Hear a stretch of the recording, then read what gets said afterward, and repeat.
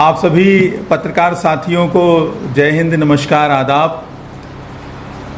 आज की इस महत्वपूर्ण प्रेस कॉन्फ्रेंस में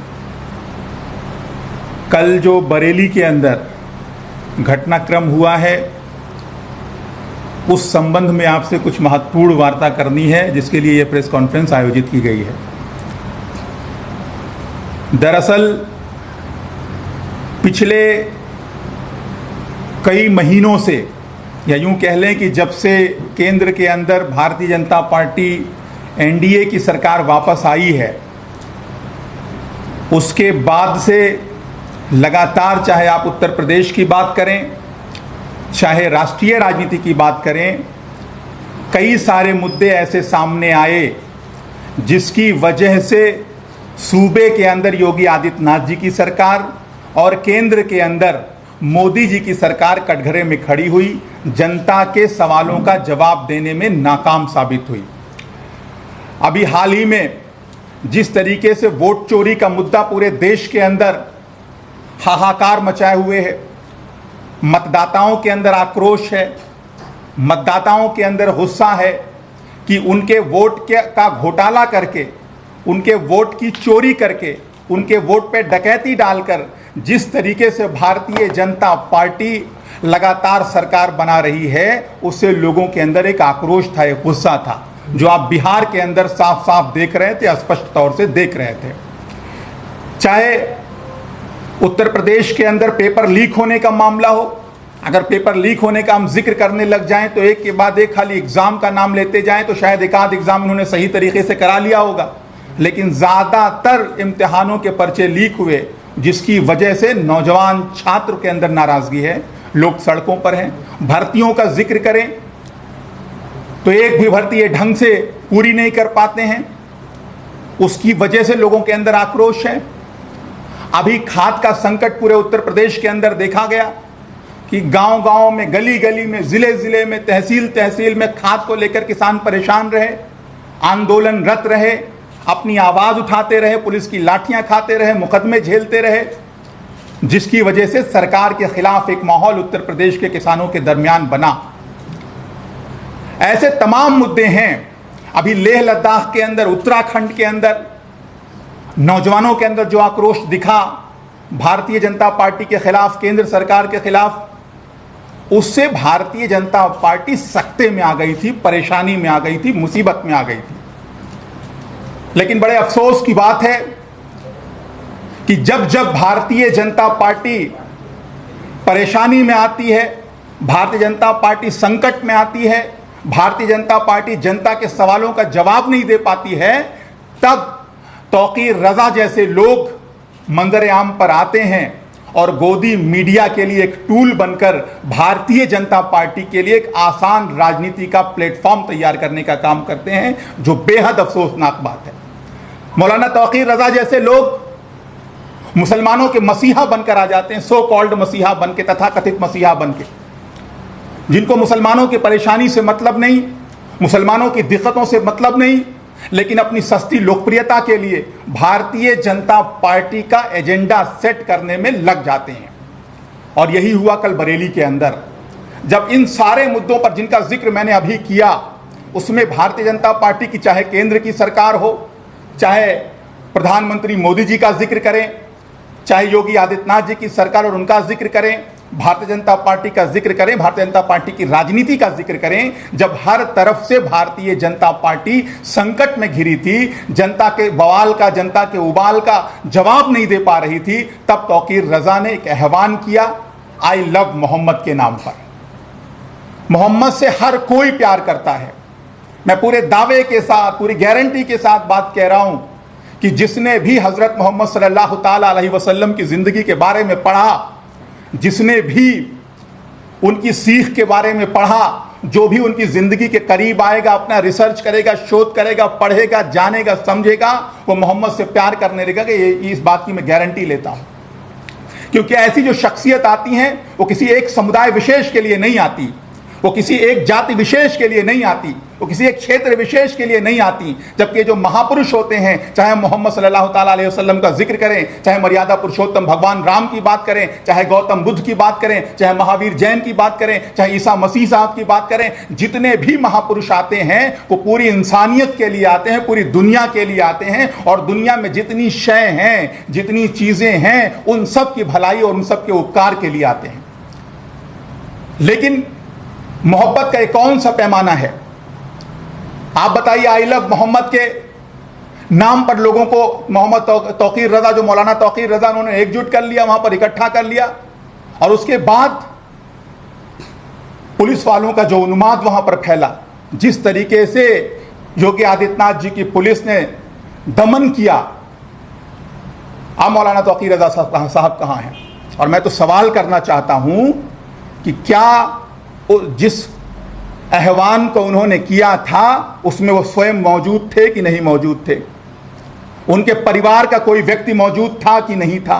अगर वो स्वयं मौजूद नहीं थे तो क्यों नहीं मौजूद थे? फिर हम क्यों ना इस बात को माने कि आप भोले भाले मुसलमानों का इस्तेमाल अपनी सस्ती राजनीति और सस्ती लोकप्रियता के लिए करना चाहते हैं। अगर आप वाकई आई लव मोहम्मद का नारा बुलंद करना चाहते थे, अगर आप वाकई मोहम्मद से सच्ची मोहब्बत कर रहे थे, तो आपको भी उस प्रोटेस्ट में शामिल होना चाहिए था, उस प्रोटेस्ट का हिस्सा बनना चाहिए था। और मैं तो कह रहा हूं कि जो भोले भाले मुस्लिम नौजवान जिनके ऊपर लाठियों से हमला हुआ, जिनके ऊपर आंसू गैस के गोले छोड़े गए, जिन पे किसी की हाथ की हड्डी टूटी है, किसी के पैर की हड्डी टूटी है, किसी का सर फटा है, कोई गंभीर रूप से घायल हुआ है, उन सब की जिम्मेदारी कौन लेगा? अगर आप उस फहरिस्त में, अगर आप उस भीड़ में सबसे आगे रहे होते तो हम मान लेते कि आप हजरत मोहम्मद सल्लल्लाहु ताला अलैहि वसल्लम से सच्ची मोहब्बत करते हैं। लेकिन ऐसा नहीं है, क्योंकि कुछ लोग ऐसे हैं जिनका इस्तेमाल भारतीय जनता पार्टी अपने एजेंडे को विकसित करने के लिए, अपने एजेंडे के फैलाव के लिए, अपने एजेंडे के प्रचार और प्रसार के लिए करती है। उसी में से एक नाम उन मौलाना साहब का भी है। कल जो कुछ भी हुआ हम उसकी पुरजोर निंदा करते हैं। जिस तरह का पुलिस प्रशासन का रवैया रहा, उसकी भी जितनी निंदा की जाए कम है। पुलिस प्रशासन हमेशा से देखा गया है कि जब से योगी आदित्यनाथ जी की सरकार आई है, तब से वो समुदाय विशेष के खिलाफ एक एजेंडे के तहत, सरकार के मंसूबे के तहत, सरकार की मंशा के तहत कार्रवाई करती है। चाहे फर्जी मुकदमे करने की बात हो, चाहे लाठियां चार्ज करने की बात हो, चाहे दमन करने की बात हो, चाहे बुलडोजर चलाने की बात हो, हर मामले में यह साफ साफ देखा गया है कि जो सरकारी अमला है वो भारतीय जनता पार्टी की नीति, मंशा और मंसूबों से प्रभावित नजर आता है। और ये किसी भी रूप में ना तो एक संवैधानिक व्यवस्थाओं के लिए अच्छी बात है, ना ही एक अच्छे खूबसूरत लोकतंत्र के लिए अच्छी बात है। कुल मिलाकर मुसलमान भाइयों से मेरा ये खास तौर से निवेदन है, खास तौर से आग्रह है, विशेष अपील उनसे यह है कि किसी तरह की बहकावे की राजनीति में ना आए। लोग अपना एजेंडा सेट करने के लिए, अपनी राजनीति सेट करने के लिए, अपना नाम बढ़ाने के लिए आपका इस्तेमाल करते हैं, आपके जज्बातों का इस्तेमाल करते हैं। मुझे लगता है कि अगर सही मायनों में अगर आप हजरत मोहम्मद सल्लल्लाहु ताला अलैहि वसल्लम से मोहब्बत करते हैं तो उनके किरदार को, उनके अखलाक को, उनके सबक को, उनकी सीख को अपनी जिंदगी में उतारने की कोशिश करिए। अगर आप उनके जैसा किरदार पेश करते हैं दुनिया के सामने, उनके जैसा अखलाक दुनिया के सामने पेश करते हैं, तो निश्चित रूप से लोग मोहम्मद सल्लल्लाहु ताला अलैहि वसल्लम के बारे में जानेंगे, उनके बारे में समझेंगे, उनके करीब आएंगे, और जब करीब आएंगे, उनके बारे में जान समझ लेंगे, तो खुद ही वो आई लव मोहम्मद की सदाएं बुलंद करेंगे। मैं इस चीज़ को बिल्कुल सही नहीं मानता कि जिस तरीके से कल जुमे की नमाज के बाद बरेली के अंदर जो कुछ हुआ, मैंने देखा कई सारे पैम्फलेट बिखरे हुए थे जिस पे आई लव मोहम्मद लिखा था। कहीं पर जूते पड़े हुए हैं, कहीं पर पुलिस वालों के जूते उसके ऊपर पड़ रहे हैं, पुलिस वाले उसको लेकर अपने हाथों से फाड़ दे रहे हैं। यह कैसी अकीदत है, यह कैसी मोहब्बत है? मेरा अपना मानना है कि आपको इन जज्बातों को अपने किरदार में उतारना पड़ेगा, अपने अखलाक में उतारना पड़ेगा। और जिस दिन आपने किरदार और अखलाक में रसूलुल्लाह के सबक को, सीख को उतार लिया, उस दिन आप सच्चे मायनों में हजरत मोहम्मद सल्लल्लाहु ताला अलैहि वसल्लम के मानने वाले कहलाएंगे।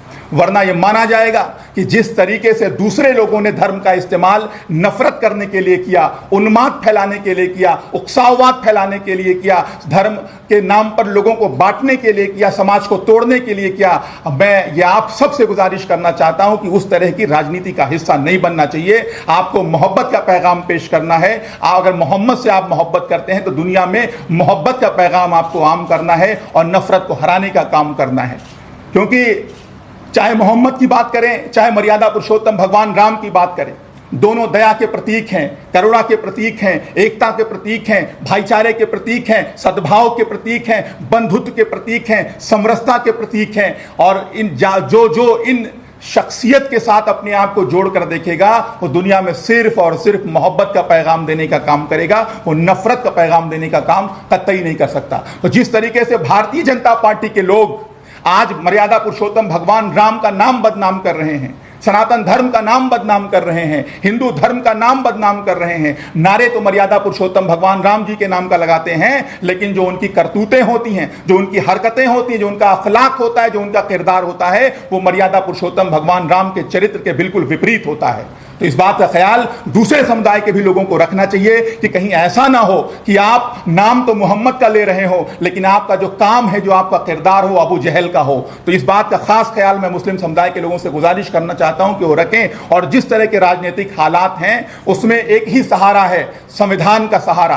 बाबा साहब भीमराव अंबेडकर जी का जो संविधान है उसने इतनी ताकत दी है आपको कि आप अपना हर हक लड़ के ले सकते हैं, हर हक आप लड़ के जीत सकते हैं। तो अपने हक की लड़ाई अगर किसी भी मुसलमान को लड़नी है, किसी भी दलित को लड़नी है, किसी भी पिछड़े को लड़नी है, किसी भी कमजोर तबके के लोगों को लड़नी है जो हाशिए पर खड़े हैं, उन सब के लिए एक सहारा है बाबा साहब भीमराव अंबेडकर जी का संविधान। और उस संविधान के अंदर इतनी ताकत है कि कितने से भी कितनी बड़ी फांसीवादी सरकार क्यों ना आ जाए, तानाशाह सरकार क्यों ना आ जाए, वो बाबा साहब भीमराव अंबेडकर जी के संविधान में मिले हुए अधिकारों के सामने घुटना टेकेगे ही। तो सबसे बड़ा जो मामला है कि हमको बाबा साहब भीमराव अंबेडकर जी के संविधान को ध्यान में रख के, बाबा साहब भीमराव अंबेडकर जी के संविधान को अपनी ताकत बनाकर इस फांसीवादी और तानाशाह सरकार का मुकाबला करना है। इसके हर एक षड्यंत्र का, हर एक हथकंडे का जवाब देना है। क्योंकि भारतीय जनता पार्टी की जो राजनीति रही है वो स्पष्ट दिख रहा है, वो ना तो महिलाओं के हित में है, ना तो नौजवानों के हित में है, ना छात्रों के हित में है, ना व्यापारियों के हित में है, ना किसानों के हित में है, ना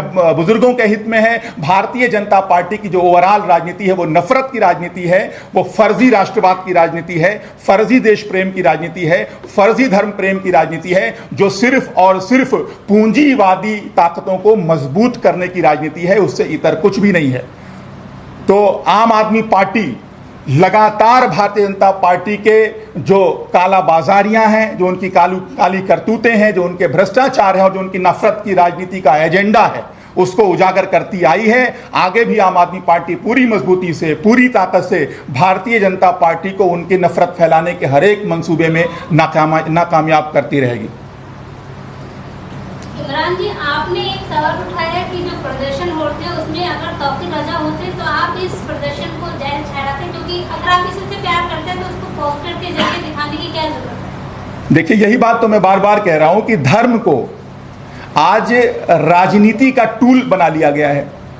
अपना चेहरा चमकाने के लिए, अपनी राजनीति चमकाने के लिए लोग धर्म को आगे लेकर आ रहे हैं, महापुरुषों के नाम का गलत इस्तेमाल कर रहे हैं, धर्म के नाम का गलत इस्तेमाल कर रहे हैं।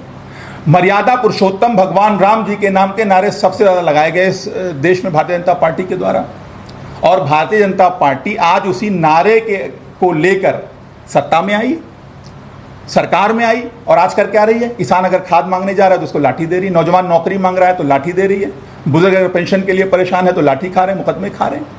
आज सरकार जब हर मामले में विफल है तो इसे साफ बात पता चलती है कि मर्यादा पुरुषोत्तम भगवान राम के नाम का इस्तेमाल सिर्फ अपनी राजनीतिक रोटियां सेकने के लिए भारतीय जनता पार्टी ने किया था। अगर वो सच्चे अर्थों में भगवान राम के मानने वाले होते तो उनकी जो सरकार चलाने का जो अंदाज है, जो उनका राजनीति करने का अंदाज है, वहां पर भी राम राज की अवधारणा दिखती। ऐसा तो बिल्कुल नहीं हो रहा है। आज जनता परेशान है, जनता में उबाल है। तो साफ पता चला कि भारतीय जनता पार्टी ने भगवान राम का इस्तेमाल किया अपनी राजनीतिक रोटी सेकने के लिए। आज वही काम तौकीर रजा ने किया। वो मोहम्मद का नाम, मोहम्मद सल्लल्लाहु अलैहि वसल्लम का नाम इस्तेमाल कर रहे हैं अपनी राजनीतिक रोटी सेकने के लिए, अपना चेहरा चमकाने के लिए, कतई जायज़ नहीं है। तौकीर रज़ा को पहले हाउस अरेस्ट कर लिया गया था, प्रदर्शन से पहले उन्होंने आह्वान किया, तो उस पर क्या कहना चाहेंगे? साजिश थी पुलिस की कोई? देखिए, सिर्फ पुलिस की साजिश नहीं थी। तौकीर रज़ा की जहाँ तक बात है, जब जब भारतीय जनता पार्टी कहीं मुसीबत में फंसती है तो तौकीर रज़ा और उनके जैसे लोग लगातार भारतीय जनता पार्टी के संकट मोचन बनकर आते हैं। वो इस तरह की कॉल देते हैं और उसके बाद जो आम नौजवान है, आम मुसलमान है, वो पुलिस के हथकंडे झेलता है। वो पुलिस के जितना उत्पीड़न होता है उसको झेलना पड़ता है। तमाम नौजवान के ऊपर मुकदमा होगा। कोई छात्र है उसके ऊपर मुकदमा हो गया, उसका तो कैरियर ख़त्म कर दिया। जो नौकरी कर रहा था उसके ऊपर मुकदमा हो गया, उसका तो कैरियर ख़त्म हो गया। तो अपनी नेता बनने की हवस में, अपना चेहरा चमकाने की हवस में इस बात का ख्याल रखना चाहिए कि किसी नौजवान के साथ, किसी परिवार के साथ अन्याय ना हो। इरम रिजवी की घटना हो रही थी वहाँ पर, उनको भी हाउस अरेस्ट कर लिया गया था। उनके बाद भी दबाने के लिए इरम रिजवी यहाँ पर पुराने लखनऊ में इकट्ठा होने चाह रही थी, आई लव मोहम्मद के पोस्टर लेकर कुछ महिलाओं को, बट उनको भी हाउस अरेस्ट कर लिया गया था। देखिए, आई लव मोहम्मद को लेकर कोई आपत्ति नहीं है, लेकिन तौकीर रज़ा साहब ने जिस तरीके से लोगों को इकट्ठा किया, वहाँ एक उन्माद फैलाने की बात की, उसके बाद पुलिस का उन्माद हुआ लोगों के ऊपर। आज अब उसके बाद जो कार्रवाइयाँ होंगी उसको कौन झेलेगा? वो मुस्लिम समुदाय के लोगों को झेलना पड़ेगा। फर्जी मुकदमे लिखे जाएंगे, फर्जी गिरफ्तारियाँ की जाएंगी, पुलिस का तांडव होगा, लोगों का दमन किया जाएगा, हो सकता है बात बुलडोज़र तक पहुँचा दी जाए। तमाम तरह के जो दूसरे पूर्वाग्रह हैं, दूसरी जो बदले की भावना है, उससे कार्रवाई की जाएगी। और जहाँ तक बात लखनऊ का जो प्रोटेस्ट था इरम रिजवी का, वो आम आदमी पार्टी का प्रोटेस्ट नहीं था, वो उनका अपना जो जिस सामाजिक संस्था से वो जुड़ी हुई है, उस सामाजिक संस्था के लोगों ने एक प्रोटेस्ट आयोजित किया था। तो अब कोई सामाजिक संस्था लखनऊ में क्या करेगी, आम आदमी पार्टी नहीं बताएगी। आम आदमी पार्टी का वो स्टैंड जो है वो अभी बिल्कुल आपके सामने स्पष्ट किया जा रहा है। वो उस सामाजिक संस्था का एक व्यक्तिगत कार्यक्रम था जिसमें वो शामिल हुई थी। ये बात उन्होंने भी मीडिया के साथियों के सामने स्पष्ट किया था कि इस प्रोटेस्ट का आम आदमी पार्टी के साथ कोई लेना लादना नहीं है। लेकिन जहाँ तक आम आदमी पार्टी की बात है, आम आदमी पार्टी ये बात मानती है कि हज़रत मोहम्मद सल्लल्लाहु ताला अलैहि वसल्लम दुनिया में एक सूरज की तरह आए थे, अंधेरे में उजाला करने के लिए आए थे, एक अच्छी शिक्षा देकर गए थे, दया का पाठ पढ़ाया था, करुणा का पाठ पढ़ाया था, एकता का पाठ पढ़ाया था, समरसता का पाठ पढ़ाया था, बंधुत्व का पाठ पढ़ाया था। मोहम्मद साहब के जीवन का एक आपको पहलू बताऊं कि एक बुढ़िया जो है, जब उन्होंने अपनी प्रीचिंग से शुरू करी थी तो एक बुजुर्ग औरत थी जो बार बार उनके ऊपर कूड़ा फेंक दिया करती थी अपने घर से। एक टाइम ऐसा आया कि 3-4 दिन लगातार बीत गए, उनके ऊपर उस गली से जब वो गुजरते तो कूड़ा नहीं पड़ता था। उनको ध्यान आया कि कूड़ा क्यों नहीं पड़ा आज, तो किसी ने बताया पड़ोस में कि जो बुजुर्ग महिला आपके ऊपर कूड़ा फेंकती थी वो बीमार चल रही 3-4 दिनों से। तो उसका हालचाल लेने के लिए गए, उसके घर जाते हैं हजरत मोहम्मद, उसकी अयादत में जाते हैं, उसको ढांढस बनाने जाते हैं। उसके बाद बुढ़िया उनसे प्रभावित हुई, उनको दुआएं दी। तो ये किरदार रहा है हज़रत मोहम्मद सल्लल्लाहु ताला अलैहि वसल्लम का। मर्यादा पुरुषोत्तम भगवान राम, जिनके नाम पर आज पूरी दुनिया को बांट रहे हैं, वो सबरी के झूठे बेर खाते थे, तो उनका वो चरित्र है। तो ये दरअसल जो इन महापुरुषों का जो चरित्र है, उस चरित्र को हम अपने जीवन में उतारें तो हम कभी झगड़ा कर ही नहीं सकते, कभी नफरत कर ही नहीं सकते। योगी आदित्यनाथ जी ने एक बयान दिया है कि कल बरेली में एक मौलाना भूल गया कि राज्य में सत्ता किसकी है। उसे लगा कि वो जब चाहे व्यवस्था को रोक सकता है, लेकिन हमने साफ कर दिया है कि ना तो नाकाबंदी होगी और ना ही कर्फ्यू होगी। लेकिन सवाल समझ में आ गया, मैं जवाब दे रहा हूँ, मैं पूरा पढ़ दे रहा हूँ, आप सुन लीजिए।